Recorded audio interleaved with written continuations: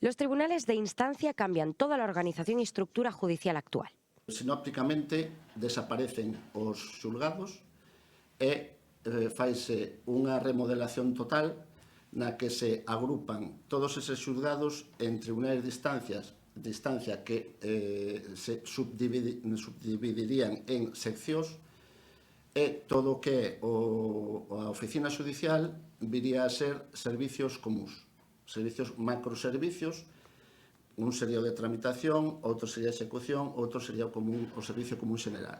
Convocamos esta rolda de prensa para explicar que a partir de esta lei a cidadanía xa non vai atopar xulgados nos edificios judiciais. Vai atopar uns macroservicios que non vai saber prácticamente a donde dirixirse porque vai estar subdivididos e van a ser macroservicios xestionados por un letrado ou un letrado axunto. Non sabemos se vai haberse facturas de áreas, de equipo, unha de dúas. Ou o sistema funciona moi ben e cando o cidadán se dirixe ao xulgado vai saber onde dirixirse, ou senón isto vai ser un despropósito. Esta reforma comenzó a debatirse en 2022 y ahora se traslada a cada uno de los territorios. Esto supondrá un aumento de la carga de trabajo con la misma remuneración. Precisamente por esto, los 7 sindicatos, USO, STAG, AXG, UGT, CESIF, CIGA y Comisiones Obreras, están tratando de negociar con la Xunta de Galicia para igualarse a otras comunidades como Aragón, en donde los sueldos de los trabajadores aumentarán en 300 euros. Aquí no parten de ninguna cuantía, solo quieren negociar.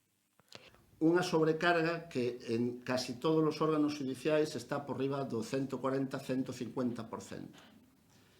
Chegados este intre, nos pensamos, as 7 organizacións sindicais, pensamos que o que debe facer a Xunta de Galicia é recoñecer o noso traballo e as nosas funcións.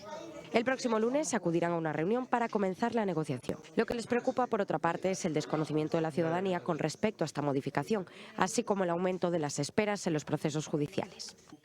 Ademais, hai que ter en conta que esta lei fala dos procesos de conciliación e a día de hoxe non hai unha partida orzamentaria para incrementalos, co cual o cidadán, cando teña que ir ao xulgado a presentar unha demanda, non poderá ir directamente na maioría dos casos, senón que terá que ir a este servicio previo.